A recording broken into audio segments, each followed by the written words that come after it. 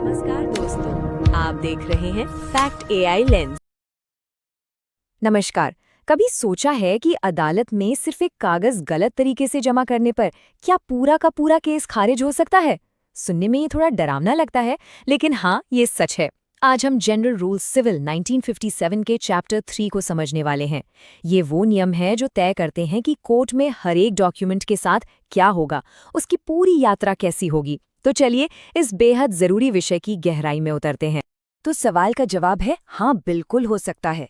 अक्सर हमें लगता है कि ये तो बस मामूली कागजी कार्यवाही है, पर असल में एक सादे कागज को जमा करने के नियम ही एक निष्पक्ष मुकदमे की नींव होते हैं। अगर इन नियमों को नजरअंदाज कर दिया तो इसके नतीजे बहुत गंभीर हो सकते हैं। आपका पूरा केस खतरे में पड़ सकता है। यही नियम है जो पक्का करते हैं कि न्याय की प्रक्रिया में कोई गड़बड़ी न हो और सब कुछ पारदर्शी तरीके से चले। तो आज हम एक डॉक्यूमेंट की पूरी लाइफ साइकिल को देखेंगे, उसके कोर्ट के दरवाजे पर पहली दस्तक देने से लेकर सबूत बनने तक का उसका सफर, और फिर केस खत्म होने के बाद उसकी फाइनल वापसी तक। हम ये समझेंगे कि ये पूरा सिस्टम काम कैसे करता है, और सबसे जरूरी बात, ये सब इतना मायने क्यों रखता है। तो चलिए शुरू करते हैं। जरा सोचिए, अगर अदालत में कोई भी कभी भी किसी भी तरह से कागज जमा कर पाता तो क्या होता? हर तरफ बस अफरा तफरी और गड़बड़ झाला होता। चैप्टर 3 बस इसी गड़बड़ी को रोकने वाली एक रूल बुक है। ये पक्का करता है कि कोर्ट में आने वाला हर एक कागज, चाहे वो एक छोटी सी अर्जी हो या कोई बड़ा सबूत, उसे सही और निष्पक्ष तरीके से हैंडल किया जाए। देखिए, इस चैप्टर का मकसद बिल्कुल साफ है, एक स्टैंडर्ड सिस्टम बनाना। इसका मतलब ये है कि चाहे कोई बहुत बड़ा वकील हो या कोई आम इंसान जो अपना केस खुद लड़ रहा हो, डॉक्यूमेंट्स जमा करने के नियम सबके लिए एक जैसे होंगे। इससे ये पक्का हो जाता है कि प्रक्रिया में कोई कंफ्यूजन ना हो और किसी के साथ भी भेदभाव ना हो। तो एक डॉक्यूमेंट का सफर कोर्ट के अंदर आखिर शुरू कैसे होता है? रूल 29 से लेकर 37 तक हमें इसी प्रक्रिया के बारे में बताते हैं। इसे आप न्याय के सिस्टम का एंट्री गेट समझ सकते हैं, और यहाँ पर कोई भी गलती करने की गुंजाइश नहीं होती। हर रूल एक चेक पॉइंट की तरह काम करता है। इस पूरी प्रक्रिया में जो सबसे पहले और सबसे जरूरी अधिकारी हैं, वो है मुंसिरिम। आप उन्हें कोर्ट का क्वालिटी कंट्रोल इंस्पेक्टर भी कह सकते हैं। कोई भी कागज सीधे जज साहब के पास नहीं पहुंचता, पहले वो मुंसिरिम की अनुभवी नजरों से होकर गुजरता है। वही ये पक्का करते हैं कि सारे नियमों और फॉर्मेलिटीज को ठीक से पूरा किया गया है या नहीं। रूल 29 बहुत साफ साफ बताता है कि डॉक्यूमेंट कौन जमा कर सकता है। ऐसा इसलिए है ताकि कोर्ट को पता रहे कि हर कागज एक जिम्मेदार व्यक्ति की तरफ से आया है। यह अधिकार सिर्फ केस से जुड़े पक्षकार, उनके एजेंट, वकील या कुछ खास मामलों में वकील के क्लर्क को ही दिया गया है। ये सिस्टम को किसी भी तरह की फर्जी फाइलिंग से बचाता है। यहाँ एक बहुत बड़ी गलती है जो अक्सर लोग कर देते हैं, और रूल 30 इसी पर सख्ती से रोक लगाता है। डाक या पोस्ट से भेजे गए किसी भी एप्लीकेशन को कोर्ट स्वीकार नहीं करेगा, उसे सीधा लौटा दिया जाएगा। डॉक्यूमेंट्स को हमेशा व्यक्तिगत रूप से ही जमा करना होता है, ताकि एक जवाबदेही बनी रहे और ये पक्का हो कि वो सही हाथों में पहुंचे। तो ये पूरी प्रक्रिया चलती कैसे है? रूल 31 के हिसाब से आप अपने पेपर्स मुंसिरिम को देते हैं। फिर रूल 32 के तहत मुंसिरिम उनकी अच्छे से जांच करते हैं कि कहीं कोई कमी तो नहीं रह गई। इसके बाद रूल 33 के मुताबिक ऑफिस एक रिपोर्ट तैयार करता है, और आखिर में रूल 34 के अनुसार आपको एक रसीद दी जाती है। याद रखिए, ये रसीद ही इस बात का सबसे बड़ा सबूत है कि आपके डॉक्यूमेंट्स कोर्ट में सुरक्षित पहुंच गए हैं। इसे बहुत संभाल कर रखना चाहिए।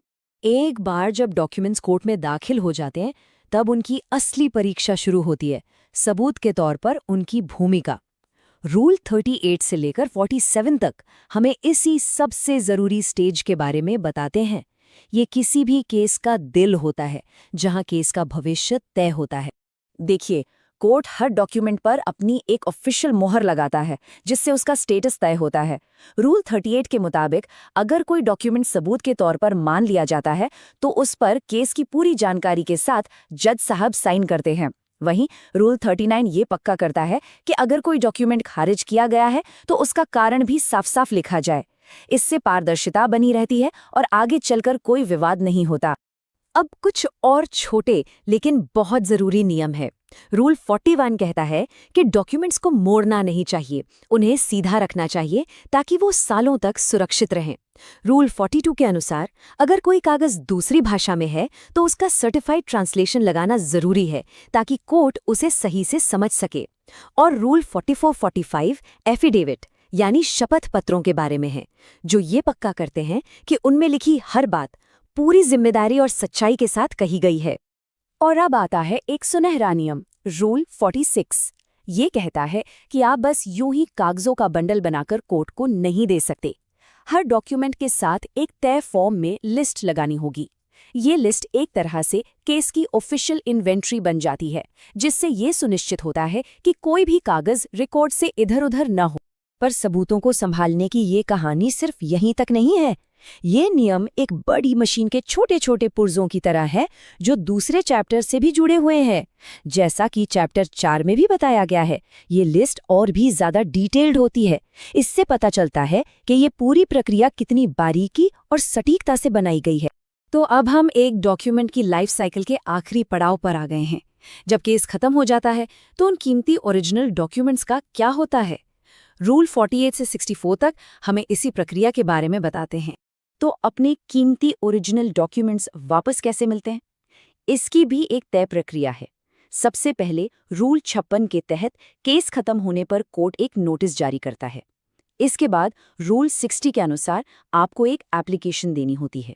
और आखिर में रूल 49 के तहत कोर्ट रिकॉर्ड के लिए एक सर्टिफाइड कॉपी रखकर आपके ओरिजिनल डॉक्यूमेंट्स आपको लौटा देता है। इससे ये पक्का हो जाता है कि भविष्य के लिए रिकॉर्ड भी मेंटेन रहे और आपको आपकी प्रॉपर्टी भी वापस मिल जाए। ये पूरी प्रक्रिया एक पब्लिक नोटिस से शुरू होती है। रूल 63 के मुताबिक जैसे ही कोर्ट ये नोटिस लगाता है, समझ लीजिए कि समय की उल्टी गिनती शुरू हो गई। ये एक ऑफिशियल सूचना है कि अब आकर अपने सबूत वापस ले जा सकते हैं। इस नोटिस को हल्के में लेना एक बहुत बड़ी भूल साबित हो सकती है। और समय सीमा क्या है? डिग्री या फाइनल ऑर्डर, यानी जिस दिन केस पूरी तरह से खत्म हो गया उस तारीख से ठीक 4 महीने। अपने डॉक्यूमेंट्स वापस लेने के लिए बस इतना ही वक्त मिलता है। इस टाइम लिमिट को याद रखना बहुत जरूरी है। और अगर समय रहते डॉक्यूमेंट्स वापस नहीं लिए गए तो क्या होगा? रूल 59 की चेतावनी बहुत साफ है। ऐसे डॉक्यूमेंट्स को लावारिस मानकर नष्ट भी किया जा सकता है। सोचकर देखिए, किसी की सालों पुरानी जमीन के असली कागजात सिर्फ इसलिए नष्ट हो सकते हैं क्योंकि नोटिस पर ध्यान नहीं दिया गया। तो इन सारे नियमों का निचोड़ क्या है? ये प्रक्रियाएं आखिर इतनी जरूरी क्यों हैं? ये चैप्टर कोर्ट सिस्टम से जुड़े हर इंसान के लिए प्रोसीजरल जस्टिस यानी प्रक्रियात्मक न्याय का एक मजबूत स्तंभ है। एक वकील के नजरिए से देखें तो इन नियमों को फॉलो करना सिर्फ एक फॉर्मेलिटी नहीं है, बल्कि ये केस जीतने की स्ट्रैटेजी का हिस्सा है। जब प्रक्रिया का सही से पालन होता है तो सामने वाले पक्ष को किसी टेक्निकल कमी के आधार पर आपके सबूत को चैलेंज करने का मौका ही नहीं मिलता। इससे आपका केस मजबूत होता है और जीतने के चांस बढ़ जाते हैं। तो इस पूरे विश्लेषण से हमें क्या याद रखना है? कुछ मोटी मोटी बातें। डॉक्यूमेंट्स हमेशा खुद जाकर जमा करें, कभी पोस्ट से ना भेजें। मुंसरिम हर डॉक्यूमेंट के लिए गेट कीपर हैं। फाइलिंग की रसीद लेना कभी ना भूलें। हर डॉक्यूमेंट के साथ एक लिस्ट जरूर लगाएं और केस खत्म होते ही अपने ओरिजिनल डॉक्यूमेंट्स समय पर वापस ले लें। इन नियमों का पालन करना ही एक व्यवस्थित और निष्पक्ष न्याय प्रणाली की गारंटी देता है। अगर कानूनी प्रक्रियाओं की ऐसी ही आसान और सटीक जानकारी पसंद आती है जिससे अपने अधिकारों को बेहतर ढंग से समझा जा सके, तो फैक्ट AI लेंस को लाइक करें, कमेंट करें और सब्सक्राइब जरूर करें ताकि कोई भी जरूरी जानकारी कभी मिस ना हो।